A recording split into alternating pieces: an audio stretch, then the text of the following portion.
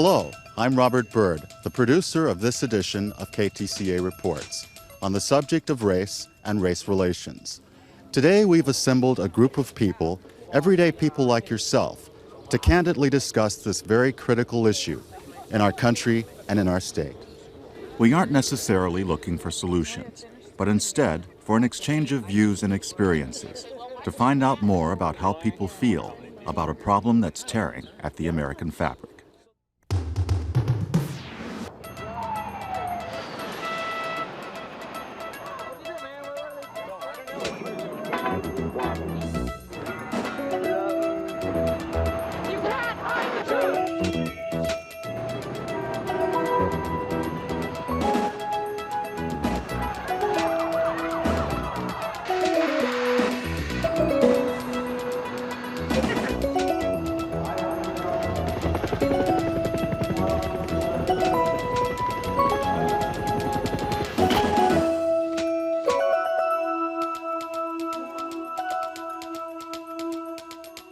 Major funding for this edition of KTCA Reports is provided by the McKnight Foundation, responding to the needs of individuals and communities.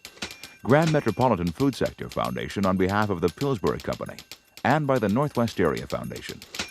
Additional support is provided by the James R. Thorpe Foundation and the Grotto Foundation.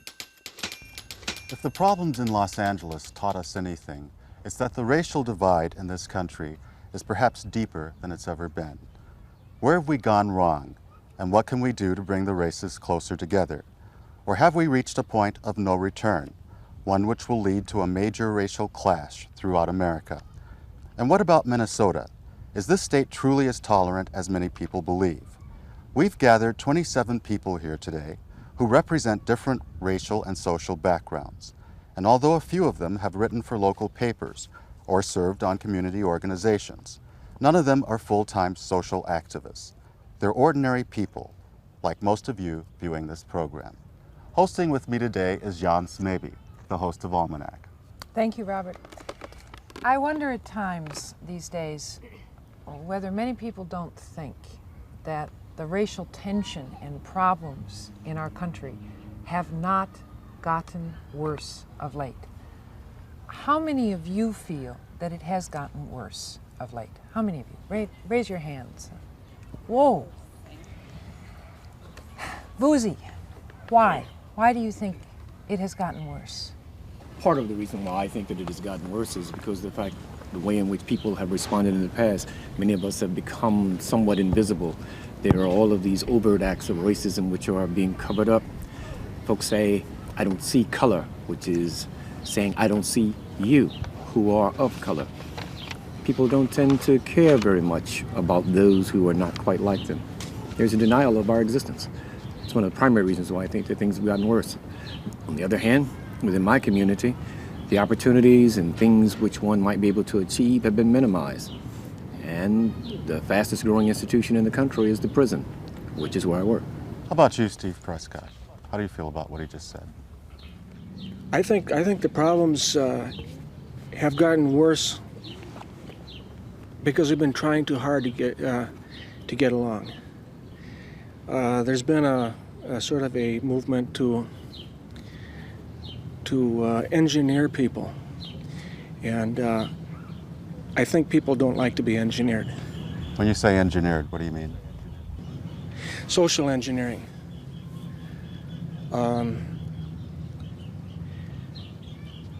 I would prefer to be able to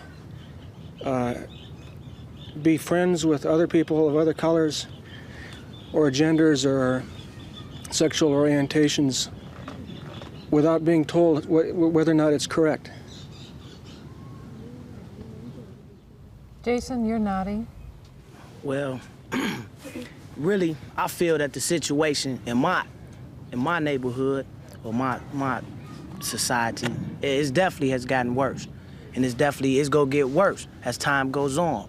For one, that young people are being miseducated every day. In schools, they're being miseducated as far wise as an authorized figure teaching them something. For instance, in the United States of America, in schools today, we are taught how to be Americans. We are taught the American system, the American way. But not once in the 12 years of our education, our public education, are we taught humanity. Now, when you are looking at being an American so much, you become to be an American, but you forget about being human. You forget about people's feelings. You forget about you forget about the priority of life. Like my man said, just forget about your existence. That's why it's getting worse. But as far as it's getting worse, that's good. Because, I mean, brothers already been broken down to the last decimal. So it ain't nothing we can't overcome. We already been in bondage. You know what I'm saying? We've been beat. It's tactical genocide on us every day. I even watched my brother die. So I feel that ain't nothing in this world I can't overcome. So getting worse, that's good. Because sooner or later, ain't gonna be no hump we can't get over. I think what we have now is backlash. Backlash against the progress that's been made. My little granddaughter in Durham, North Carolina, goes to school with a lot of people of different races and different classes. I never had that opportunity when I was a grade school child in North Carolina.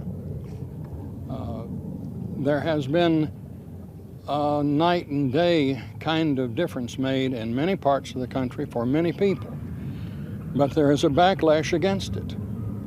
And I think that backlash will produce progress, not because of the backlash itself, but because of the kind of incentive that it gives people to work harder and to do the kind of thing that we're doing tonight, talk to each other and listen to each other. In your everyday life, though, do you think people are working harder among the people that you've experienced, especially after this Los Angeles incident? Do you think people are working harder? Some of the things that I'm hearing are things that say that there's a great deal of responsibility in terms of the folks teaching others. Are sitting here today, whether your initial question was, do you believe that folks are working harder? If by that you are talking about in a progressive way, or are they working harder to become more human?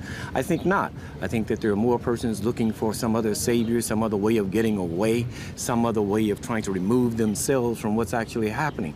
And indeed, I just left North Carolina. It was multicultural then. There just wasn't any credit given to one of those cultures, and in fact, several of those cultures. Native Americans weren't given any credit, they were there. Black folks weren't given any credit, we were there.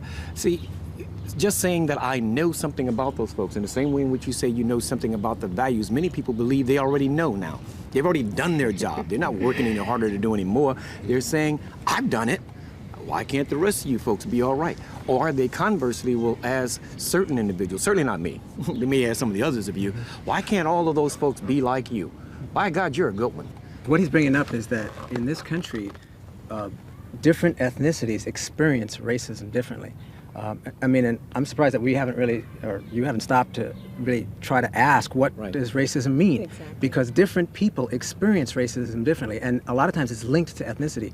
That what some people think is racism is cross-burning and lynching, and that's it.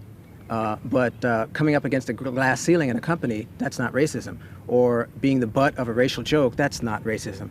Or not being allowed to join a club, well, that's just people wanting to have people that they like in the club. So I think one of the things that we need to understand is, how do people experience racism?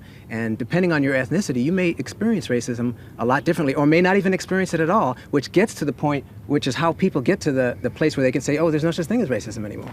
How many of you have experienced racism?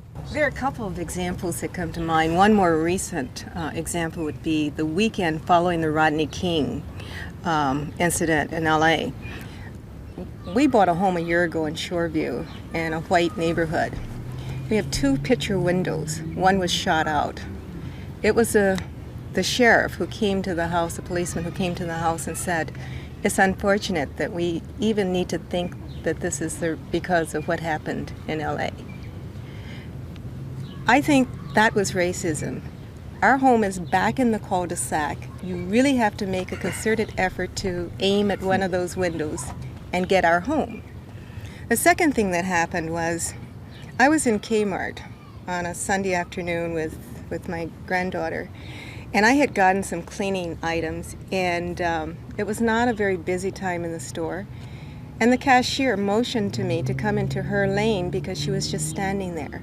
It was a lane, the express lane, and I had more than the 6 or whatever number of items they said you can put on the counter.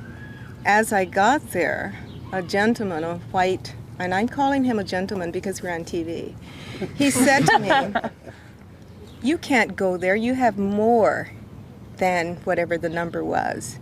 That's what's wrong with you people. You can't count, you can't read, and you stink." In Kmart. And immediately, I kind of lost it. A security guard came over and saved him. That's racism to me. Being told in corporate America that you can't fit into a culture because of the color of your skin, that's blatant racism. Now let's go back to your other question. Why do we feel it's getting worse? Some of it is driven by economics and resentment, and I think it's all relative. We're all from various backgrounds here, and we all experience it differently, as the gentleman stated here. This is a problem that's been with our nation for certainly as long as I can remember, and as long as many of you can remember. We haven't managed to come up with a solution. And I guess the question that comes to my mind is there a solution? Or, as some white separatists that I talked to, interviewed for another program, suggested, should we just give up on this American experiment and go our separate ways? Anyone? We have to redefine how we define what is American culture. In the past, and probably up to now, a lot of us have been defined based on maybe what the European, or what has evolved from the European standard of various, cultural acceptable things, etc. But we have to look at multiple people, whether or not they're African American, Indian, Latino, whatnot. So we have to redefine what the actual cultural, what's acceptable. The whole point is that particularly the majority in this country, as they call themselves, that the European Americans have to really think about not only what was done in the past, but what they're still doing today, number one. Number two, we have to stop thinking of this as a black-white issue. There's Native Americans in this country, there's Asian Americans, there's all kinds of ethnicities. And the whole point of this country is that it is a multi-ethnic society. Okay. That's what we have to offer the world. Let me bring up another point then. That's a great point. Here are two, wait. There are two things. One, I heard on NPR something I thought was very interesting. A Hispanic woman saying, whenever we talk about race in America, we don't talk about Hispanics, we don't talk about Asians, and most importantly, we don't talk about Native Americans who were here before anyone. How does anyone, and she accused the Black Civil Rights Movement of purposely leaving those other groups out. Okay, I would like to know first from someone Native American how you feel when you hear black people and white people especially arguing about their piece of the pie in America, and no one bothers to ask Native Americans about that. Well, I think we've come to get used to it over the years in our dealings with the white government and the white power structure. I would like to further respond by talking about this racism issue you brought up. I don't think it's worse. I don't think it's any better. I think it's just continuing. It's more communication now. We can see Rodney King being beaten in LA almost in real time. We can see the people getting beat in the streets of Los Angeles as it happens. So in the olden days, you didn't get that. You got a month-old newspaper or something. But now we can see it all happening through this medium we're using now. And so I know I face it every day. Sometimes it gets worse, sometimes it gets better.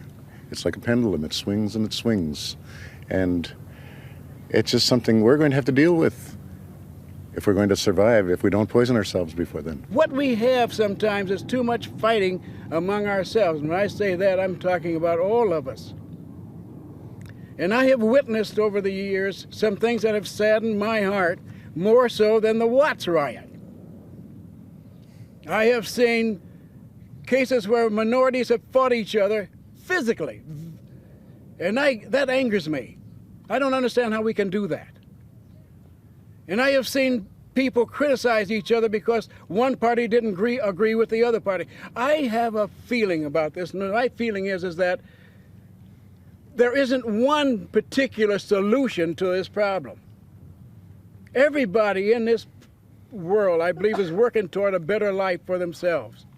And if they happen to take another direction other than what some other person is doing, I don't feel that person has a right to criticize that person, but that person should live the life that he or she chooses for themselves. Now, if you get some people with you, great. If you have to do it alone, do it alone. I point to you one personality in history who did it alone, and he went down with it, and I think all of you will recognize it, but Paul Robeson did it alone. And it's just a matter of whether or not we believe in ourselves and what we're doing.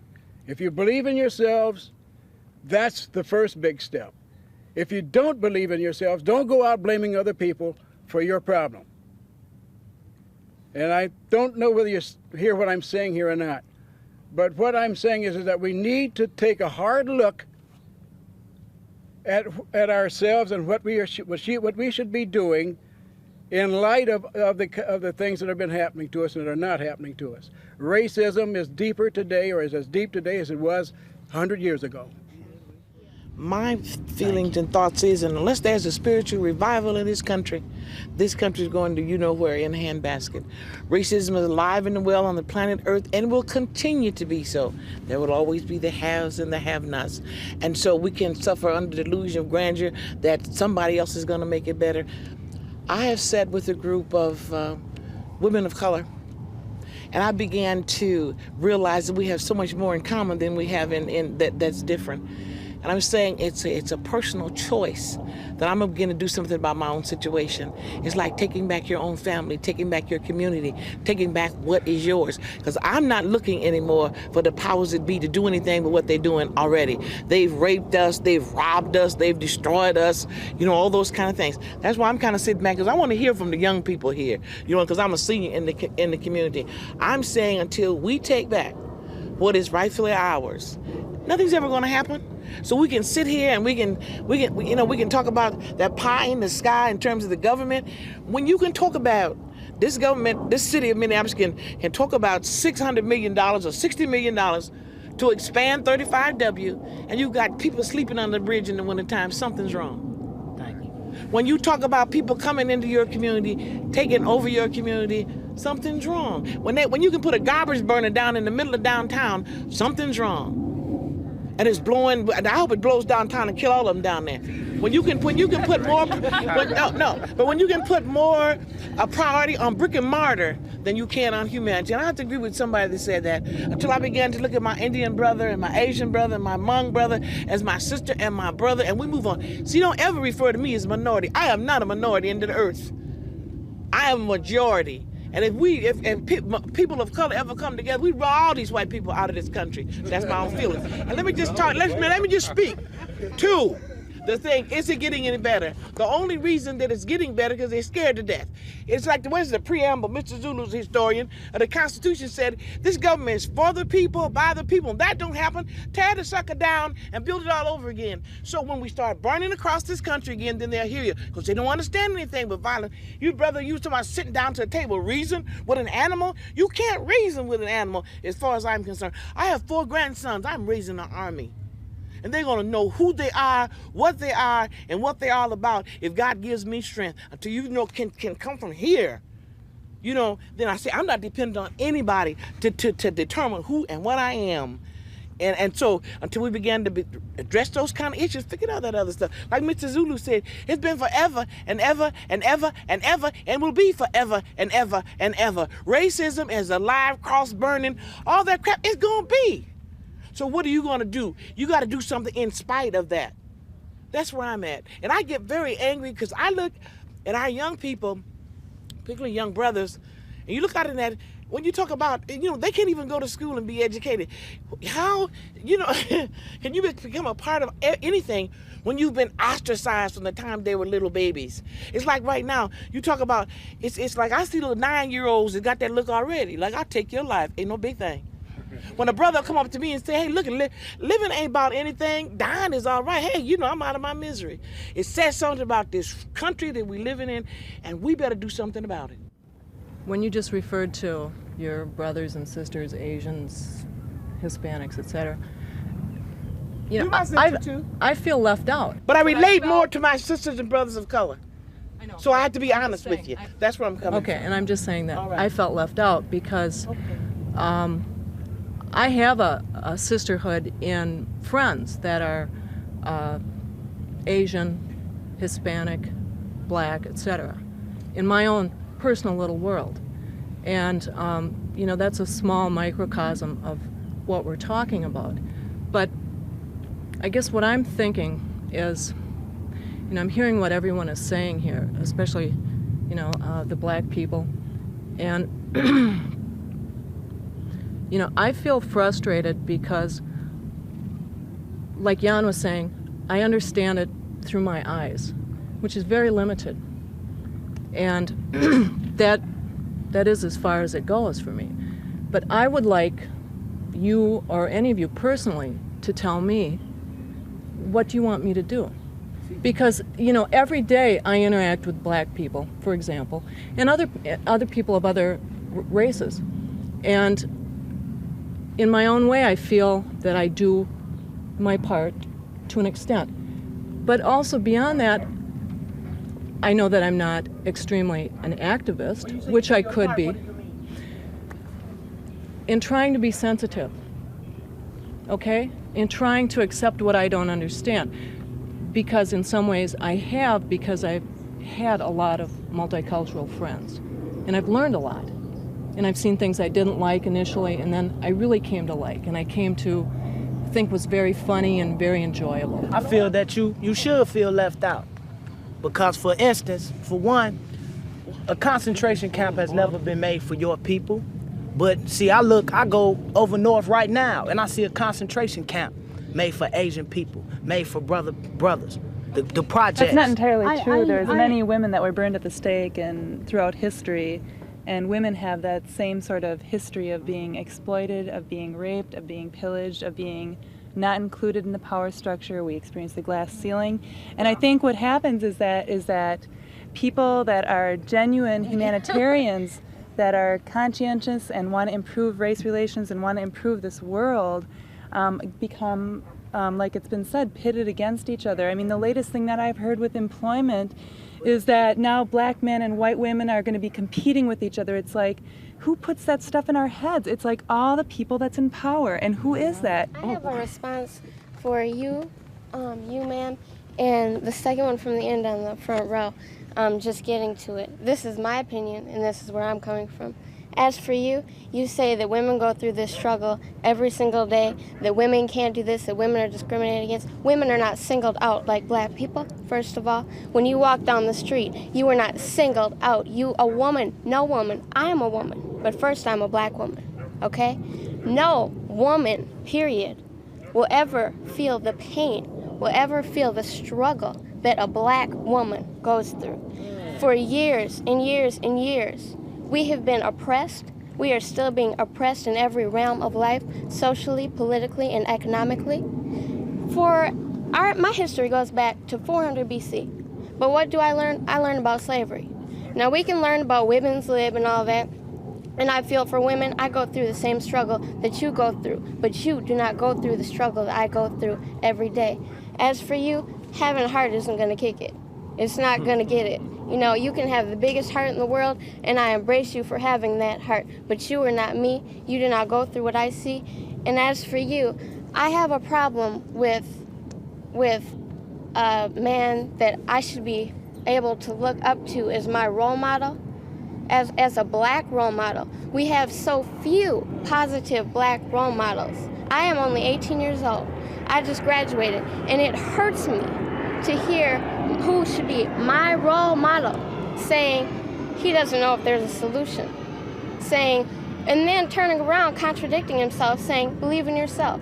How does somebody believe in themselves when they have been stripped of their dignity, when their ancestors have, when they cannot climb the corporate ladder? I have a problem. What we need to do, like the gentleman down here said, is we need to be educated. There is hope for us if only we can learn where we came from. If you can teach me who I am, if you can teach us who we are, we will rise, because we will gain that inner confidence, we will gain our self-esteem, and then we can go from then. I think we hit a key point when we're talking about education. Everybody looks to the schools, but I don't believe that our young people today are getting their education in the schools. They're getting their education from an irresponsible power structure, an irresponsible media.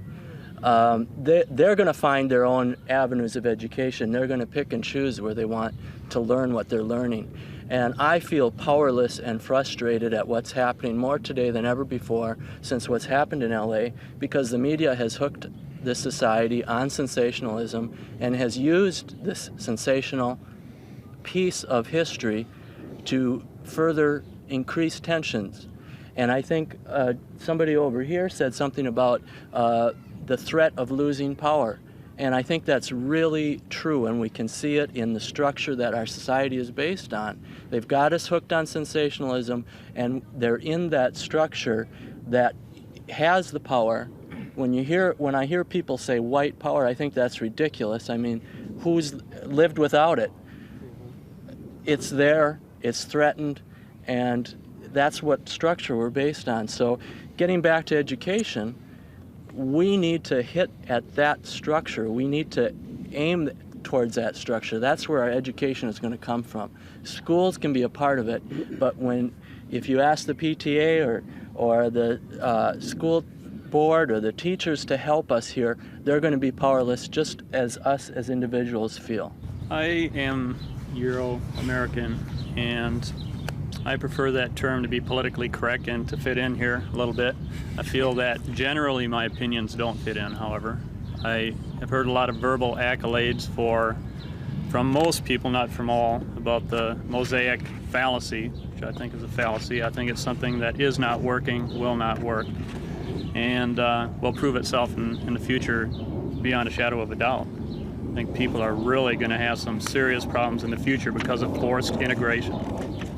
This lady here said, burn it down, tear it down. White people are scared, and the only way Euro-Americans are going to come off of anything is out of fear. I disagree. When I'm scared, I fight, okay, in self-defense. But when I'm scared, I fight, and I am not any different than most people. And I think when white people get scared all over the place, we're going to have some real problems. We don't need to be sitting here scaring each other. We need to communicate. We need to take the cotton out of our ears, put it in our mouth, and let someone else talk for a while. Bao? I'd like to talk about from the standpoint of being a Vietnamese male living in America, 17 years old, from my viewpoint. As I said before, I'm 17 years old, and I've been living in this country for 16 years. And to a lot of my people, that being Vietnamese people, that is a great amount of time, because a lot of us are newcomers here. Now, a lot of times when people look at us, the ingrained thing they think is Asian American. That is the term that a lot of my people get put on as the politically correct version. Now, when we walk down the street, a lot of people look at us and think foreigner. They think, you can tell by the way they look at you, you can tell by the way they talk slower just to make sure that you can speak English well, you can tell by the way you walk into a bookstore and they follow you around. They say foreigner, that tells you foreigner, and so American in our identity is crossed out. Now, to survive, my people, especially the young people, have to be able to adapt to a different environment. And so there are things that are going to change within our culture. And that doesn't mean turning our back on our culture. It means doing what we have to do to survive. And then a lot of us, when we go home, our parents say to us, you're not Asian anymore. And so the Asian parts get scratched out. And so when you have Asian American and both are scratched out, what are you left with? You're left with nothing. Now, we can talk about race relations and we can talk about how we respect each other and all that, but if this identity problem occurs everywhere, if I can't reach common ground within myself, then I can't reach common ground with anybody else. And that is a good point, because I'd like to ask some of the white participants here how much you know about yourself as being someone of European extraction. How much do you know about Germany or Sweden or Norway or these countries you come from, it seems to me, based on a lot of the discussions I've had with people, they don't know very much. And it seems that what we're going through in this country is a severe identity crisis, because everybody wants to know who they are. And they're all struggling at the same time. We've come up with all these new terms to define ourselves. But the question is, are those terms dividing us? I think that, of course, we're being divided. Every time I see an Asian, or I see someone of another descent, yeah, I feel it's separating us because I feel it's injustice. Because I'm one of the races that in fact built this country. Now how can somebody come from another country and get the same rights that my people are still fighting for? Yeah, it's if I may say separating. something, so far tonight, this evening, I've been hearing about groups. Why can't we get down to the individuals? Isn't racism brought from within ourselves? Ignorance? Exactly. No. Lack of education? No. Racism is not personal at all. In fact, the very thing that we continue to talk about is that it is very impersonal. When we started off with this thing, you said we could say these things that we normally don't say, a word that I don't use, so the N word. When folks say, I cannot stand N's, then they're not dealing with Busi Zulu. They know nothing about Busi Zulu. They're talking about a group.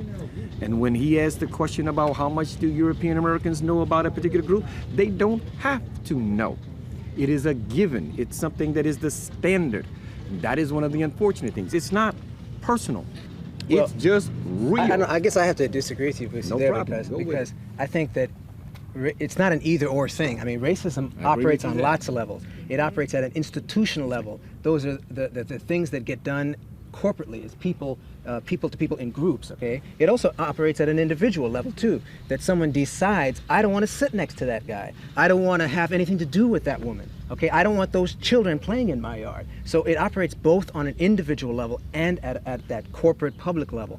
And the problem in discussing racism is that we need to realize that it's not something simple. It's not just if you have white skin, you're the bad guy, and if you have black skin or some other kind of skin other than white, you're the good guys. It's more complicated than that. There's more races, and even the word race is again, these words kill us. I mean, what does race mean? I mean, we're all one, there's one race on this planet, the human race. I mean, all this stuff about Negro and Caucasian and Chinese, I mean, Mongol, that's crazy. I mean, that's how we got into this situation of fighting each other, because we're so busy trying to say, well, which box or which slot do people fit in? That we use any excuse to try to get at each other's Well, then throats. what do you suggest we do? What we have to eliminate the fear. That's the a feasible solution, because I know I'm gonna speak on my personal behalf. If I don't have a culture in America, my only culture in America is wearing my hat cocked to the side, wearing a lot of gold chains, and wearing Nike sneakers, because that's what all my brothers doing. So that's a culture within itself. And so when I see an Asian or a white person trying to get hip, trying to get in with me, trying to become part of my culture, he got a culture. Why you trying to invade my privacy? That's how I feel. I be scared. Well, what you trying to do? You trying to take this away from me too? It's a fear. Tim, you have something to say. I'd like to build off something that Jason was saying is when white people trying to break into his culture, it's like breaking open an egg, and that yolk and that white gets splattered out, okay?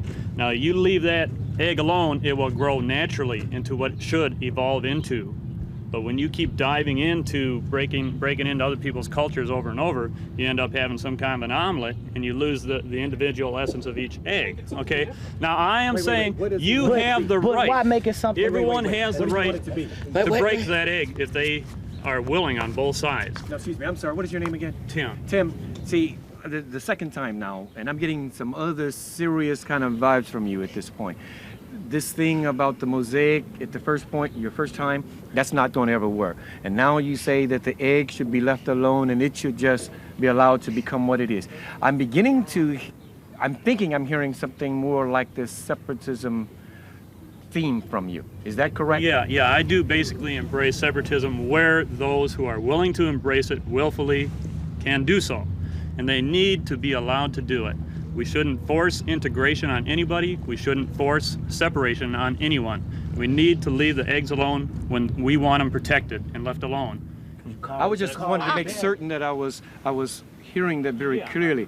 See, sometimes it seems to me that this frustration in terms of trying to find solutions overwhelms us so much that we tend to say, well, okay, to hell with all of it, and I'm just going to go over and do my own thing. And however, I'm only talking about my response to that, Tim. I'm not talking about what you do. I'm not going to impose integration. I don't like integration either, especially by the way it is defined.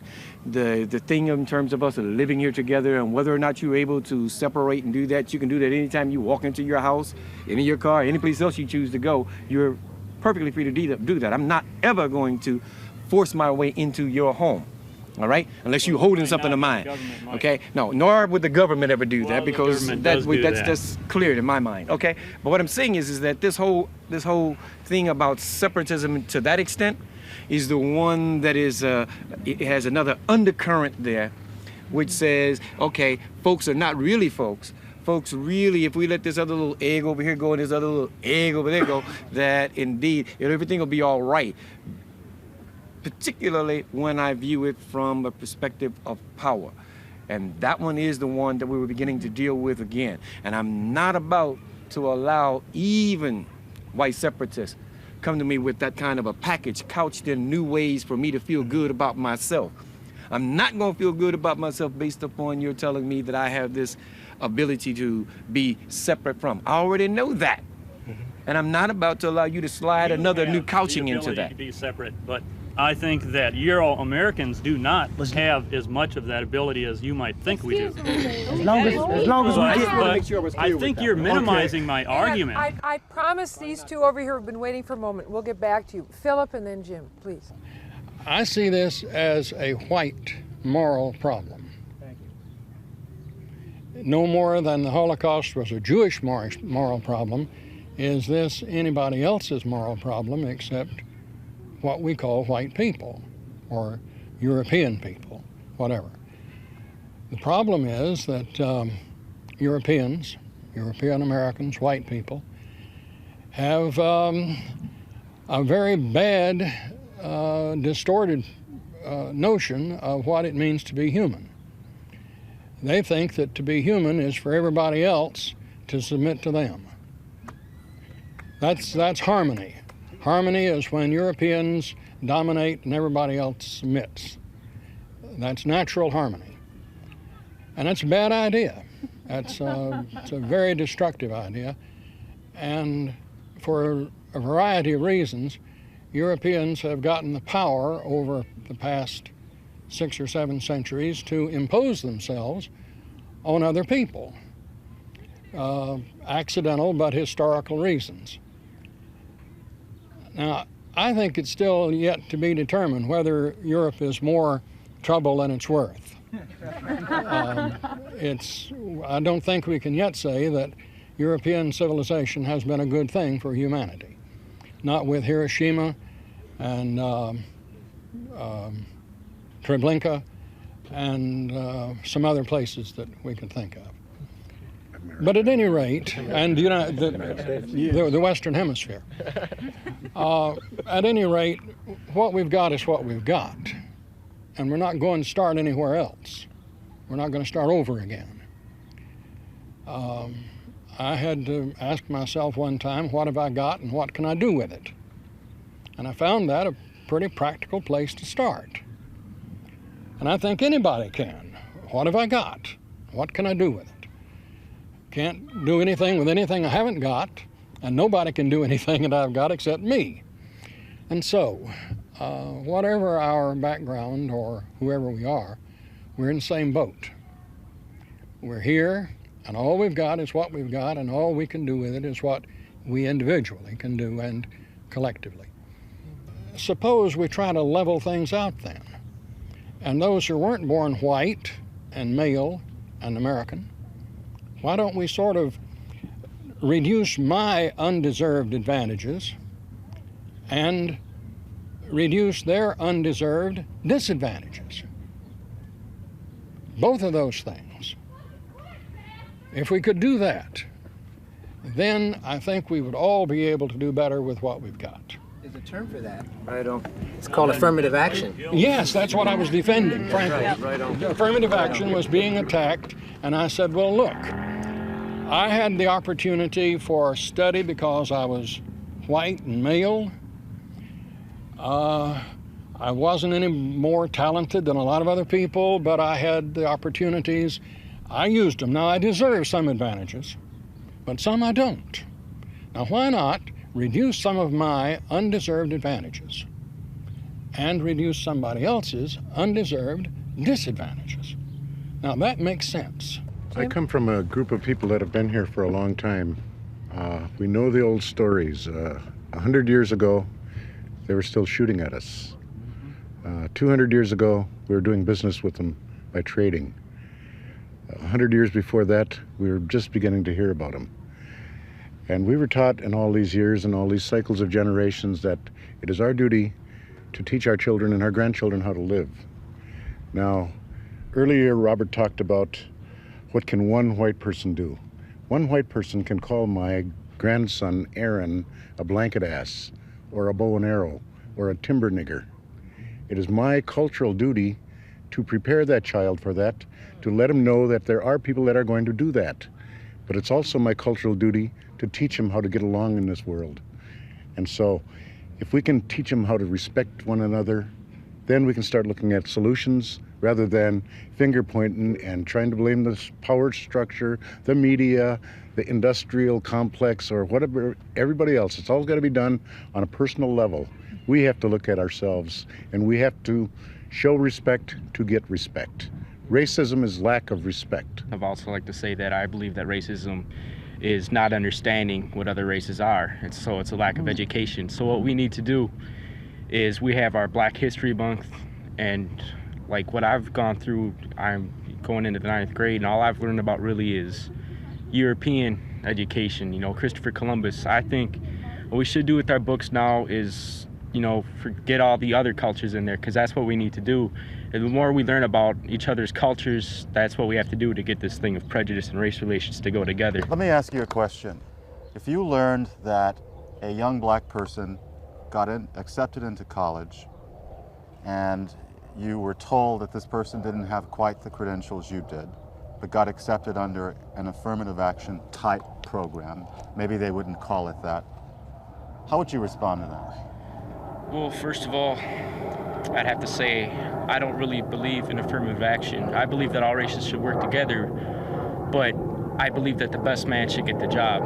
You set up the question that way, that, if you hear that somebody, let's just say, a black person got that scholarship and you didn't, and he wasn't as qualified, why do you even set it up that way? Because there are lots of people in this country. And doesn't it also happen that sometimes a black student got a scholarship and he was more qualified, or and at how least many white he was as qualified? And but wait a minute, you asked me a question and you let me answer it? The point I'm trying to make is that there are lots of accusations along these lines being made about schools, about the workplace, affirmative action, black people getting jobs, getting into college. Somebody white didn't get in because the black person did. Now, a lot of these people may be very tolerant, or say they are, racially, but don't like affirmative action, don't want to do what he was talking about. Sandra. Cut just for a second. That's why I think in terms of the overtness of the racism, that's not going to change anytime soon. With the economy being the way it is, a lot of white collar people are being laid off. You're talking about the white male, and you still see a lot of the minorities in those positions that they are now laid off from, still moving up the ladder. They don't look at it as being that person still being qualified for the job or based on something else. They still think it's because of the color of his skin. Okay? And you talk about when you talk about other economical situations or the status of, let's say, me as a black person today, I happen to be black female. So in terms of the quota system, I fit too. Not just one. Yes, I do. As far as they're concerned, I do. As far as society is concerned, yes, I do. In terms of corporations today, yes, I do. I fit one. There's one being takes care of two. I'd like to say that I really agree with what is your name? Phil. What Phil was saying, it's like, and also to kind of tie in a number of things is, you know, the spiritual. I heard someone over CC say something about a spiritual, or okay, about that there's a spiritual deficit in this country, and a lot of people saying things like, what can we do on an individual level? And I think that that's really where things need to begin. It's like, unless I can look at myself without pointing fingers and say, where is my internalized racism? What messages did I get from growing up in my family, from the education system, from living this culture? What messages did I get that can maintain this power structure? And also, when we talk about all this, I mean, really, I think we're losing sight that this is a power structure that we've all been duped. You know, you know, we've all been duped. It's like, and talking about qualifications for jobs, it's like, do half the people, half the white males in power that run this country, are they qualified for that? I mean, I'm not worried if some black person gets a job and I don't get it. It's like, I think it's time that we need to learn where to give up and relinquish our privilege. That's a good point. That's a good point. We all have been so-called duped, but you have to look at the significance of who's the furthest in. Right. Who's the deepest in the hole? I think that gets us into all this infighting and pitting people against each other. We're in a patriarchal power structure that lines up a white male god at the top and white men next, and everyone else comes under the line. And what happens in that system is everybody is forced to nab a piece of the pie that they can get, because there's this illusion that there's not enough to go around. There is enough to go around. The fact of the matter is that it's in the hands of a few people that want to keep us fighting and arguing. It's my job to do everything that I can as an individual to respond to that in every situation that's around me, at my job, within my friendships, within my relationships, and it's my job then to expand. Answer that question. You're politicizing all your friendships. Everything is political then. That's right. The personal is political. Everything is political. Everything is spiritual. What kind of everything is personal. Do we have then? We have a multifaceted society. With everyone trying to teach each other ideologies. That's right. We're not going to accept that one type of people has all the answers anymore. We cannot, because it's leading us to exactly where we are right now. And yet there also seems at times an anger that is so deep within those men and women who are Black, Asian, Hispanic, Indian, Native American. And toward, let me just say, toward whites, that there are whites who say, I'm trying, but there's such anger there, and whether I am directly or indirectly a cause, they are never going to let me break through. So Jan, don't you see this as a continuum? I mean, you talk about the whites who feel pressured by the hate and the suspicion of people of color, but there's people of color who are trying to make it, getting education, getting a job, and then they still run up against the same thing, the same kind of. So it's a continuum. I know mean, it's not. No, I'm not saying. I'm just now, and we've talked about some of that. Now I'm throwing out, and frankly, I think I heard a little bit of that earlier. I heard a little bit earlier when Diane was saying I felt excluded. I think that there are whites who are trying, but they both see, feel, and hear this kind of anger, and so they just step back. They're intimidated, they don't know what to do, and now with political correctness, they're even afraid of what words they're going to use that may end up offending. Okay, can you just react? Yeah, we can really feeling what we've been feeling all our lives. Yeah, okay? Right. In terms of being excluded, hitting the walls, feeling the hatred, feeling the anger. She's just feeling a very small portion of what we feel on a daily basis. So where am I supposed to then feel sorry or feel sensitive to that? And that's what I'm having a hard time with. And I don't think that we've stopped trying. I think we're trying all the time. I mean, you may be trying now, but I think we've been trying all. I know, we've been trying all our lives. And I'm going to keep trying till I die. Well, and I don't want to just pick on Diane. I'm just talking about there are many whites, and I'm just saying that they may feel, and I know it's not a may, they do feel that way. I don't know that they're asking for sympathy or anything else, but I think that some of them then just pull back and say, I don't even know what to say. I don't know what to do. Just like Tim We said. don't feel that way. Get that. And so, I mean, pulling back, it's like you move from one place to another. So don't you pull don't back. stop. But don't pull back. Is that what you're saying? You know, so if you really committed to it, you won't stop anyway. Back to the thing about supposedly throwing away your culture to be able to blend together and be a melting pot or whatever. I don't believe that's what coming together means. I don't believe that unity means uniformity. That's not what it is. What it is understanding differences and then being able to deal with that and getting with the person. That's one thing when you're talking about the anger. That's one thing that I see as a danger of being supposedly colorblind, is that if you don't see the color and you don't understand it and you ignore it, then you're not going to understand the anger that the African American people went through, that the Native American people went through, the differences that the Asian Americans feel, the injustice done to the Hispanics, to the Mexicans. Color blindness to me would be a good ideal if we melted down history, if we took away all of history, if we took away all of our systems right now, maybe we could do that, but that's if the not power reality. structure wasn't white and male. Right. That's not the reality. Right now, if we took that all away, we'd probably end up killing each other. I want to see the roses. I want to see the chrysanthemums. I want to see the colors of the world. I don't want to just blank out anything, because it would be an awful ugly world for me if that happened. So I want to see all of that. That we can do all right within that. It's learning who you are and what you're all about. And you can be red, green. I wouldn't care if a white gorilla jumped out at me. You see what I'm saying? It's like, hey, buddy, what's your problem? And what do you want me? What do you want from me? I mean, it's simple. It's so simple, it gets complex. And I think we just, we make it so damn hard to just walk up and say, hey, what's going on? Brother, you feeling real bad about being white, and this brother want to turn all that shit around, and you just say, hey, listen, deal with some reality. The reality is that I got a sister work with the State Department, and some of the stuff that she told me used to make, I used to wear wigs. This is my own hair right now. But I mean, it used to make my wig jump off my head in terms of who's in control. I think you talked about that. And who is sending down what is going to be. It's like you have a voice. All of you sitting here have a voice. Do like they did that movie, go howl out the damn window. I'm tired and I'm not taking it anymore. And take it to him.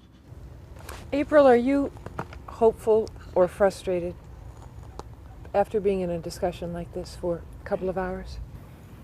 Everything I've heard and seen, and a lot of it, yeah, I guess I'm a little bit frustrated, but there's always hope. My mother's always taught me there's hope. My daughter's sitting over there, and we talk all the time. I hope everybody does listen. I hope we do change. But a lot of this talking doesn't seem like it's going to accomplish anything. I don't know. I hope that people just don't go home and just turn on the TV and forget.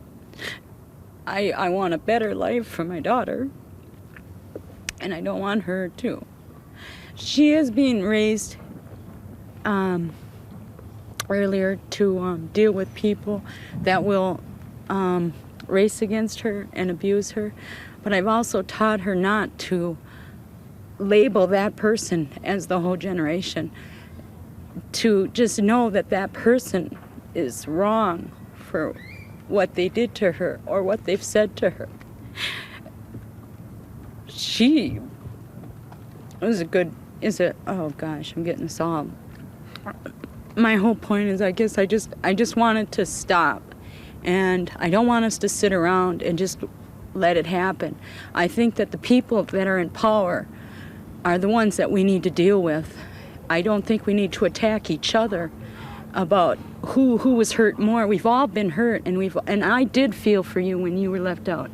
Everybody, if you know what it feels like to be raced upon, I just can't understand why you would continue or to race against anybody else or to label them too. I think that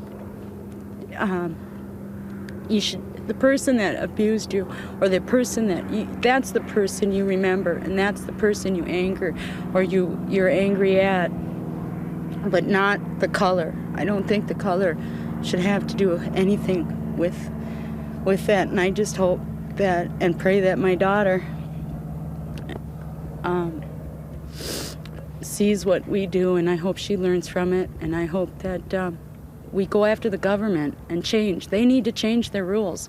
I think that we all have different customs, and they give us these laws and they tell us that we have to live by these laws, and we can't. We need to help each other and get to the government and say, you need to change. We're the people. We pay you. We're the ones they have to listen to. And I know it's easier to say than it is to do, but like you said, we are all strong people, and we do know. I have to close on that note. We didn't arrive at any solutions, but did we really expect to? No. You know, this is an ongoing discussion, an ongoing dispute, actually. And it's one that I think all of us as individuals have to play a role in trying to solve. I'd like to thank all of you for being with us tonight, and thank you, the viewer at home, for watching. I'm Robert Byrd with Jan Smaby. Good night. Good night.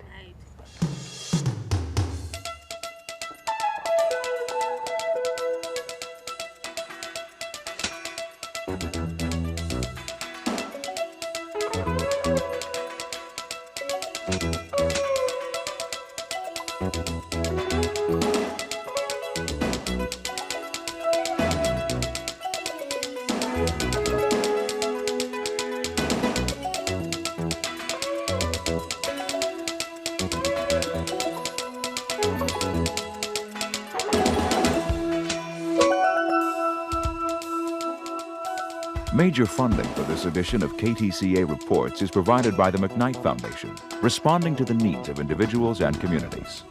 Grand Metropolitan Food Sector Foundation on behalf of the Pillsbury Company, and by the Northwest Area Foundation.